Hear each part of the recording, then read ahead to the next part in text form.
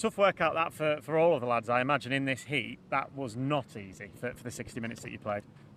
No, but I think it's what you look for in pre-season. Everyone goes away for warm-up training, and luckily we got ahead of it here, so it was difficult. I mean, it was pretty hot, even watching. Oh, listen, it was a grind sitting down, watching a TV screen and watching the pitch. So I would say I feel for these guys, but I'd be lying.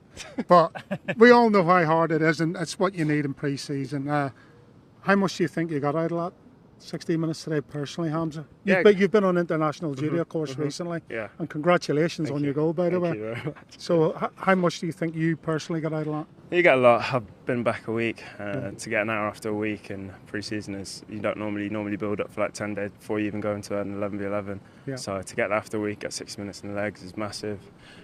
You just feel so much stronger, so much fitter. You can train. Like you say, like when you pick up injuries and stuff, you can train for 4 or 5 weeks, and Yes. as soon as you go into a game, it's a different kettle of fish. Yeah, So absolutely. to get it in this early, it feels good, and hopefully you can build on it next week. I have to say, I thought the period, I'm calling them periods, 3 periods, that you lot played in was probably my favourite. I thought the tempo of the game was played in the right way. So the guys that were on the pitch were maximising getting up to those kind of fitness levels like you'll need at the beginning of the season. Yeah, exactly. It's credit to the lads. You know, we probably had the graveyard shift, the third, Yeah. third 60 minutes Yeah. reported and waiting around all day. Yeah. But like I say, it's credit to the lads' attitudes they showed, and King was big on it this year. It's about mentality and attitude, and we showed it, especially the lads at the end. Obviously, the other two worked just as hard, but to keep concentrated and play in these conditions, which is, you know, you don't want to complain too much. So you go out and look at the pitch and the surroundings, but it's difficult. But the lads got it in, and like you say, it's credit to them. You mentioned the mentality there, the attitude. One word we've heard an awful lot of in pre-season is intensity, and there was that in each of the 3 periods, if you like, as Jerry's calling them. Can you really feel that in the group at the minute? That there is that intensity in every session that you do? Yeah, definitely. Like I said, I think the boys have touched on it and King has touched on it. The lads have really come in refreshed. Obviously, I wasn't here the back end of last season, but from what I've heard, it feels like a complete different changing room. Yeah, last year was really tough. Everyone's been in them relegation scraps, and it sounds easy to keep going. It sounds easy to sort of come on, get your head around it. You're playing football, you're doing what you love, but it's difficult once you get in them little periods. And credit to the boys again that they've come back, and everyone's been right at it, and you can see that. I was going to say, you know, we were just speaking to King, and he said a lot of next week when you go away to Austria is about not just your minutes on the pitch, getting the fitness levels up. It's about bonding together as a squad.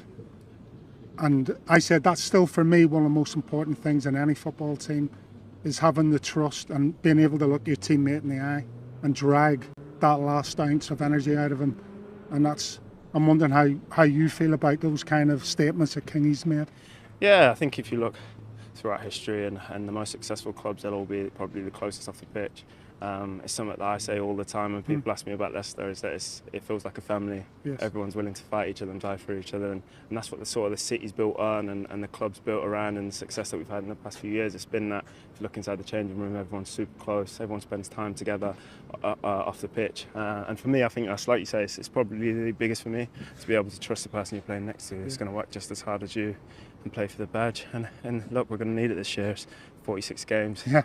It's a grind. It's probably the toughest championship's been for a while if you look at the teams there and what people are spending in the transfer windows. But look, like I said, the lads look really good in there. So Cool. Yeah. Just finally, Hamza, because I know you'll want to shoot off. Although you've got the gym, haven't you? So you might as well stay with us, and then you don't necessarily have to do that. Just say you've been here too long. Going into Austria, and Jerry mentioned obviously the fitness there. For you are technically a week behind, really, because of obviously coming back. But do you feel like you're on a level with the rest of the lads?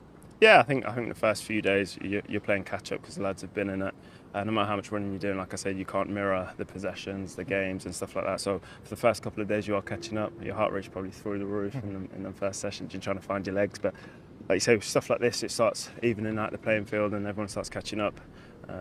So you know, we've got Wout obviously, and a few of the other international boys coming back in. So next week's probably going to be the most even playing field, and everyone's going to be competing for the starting position.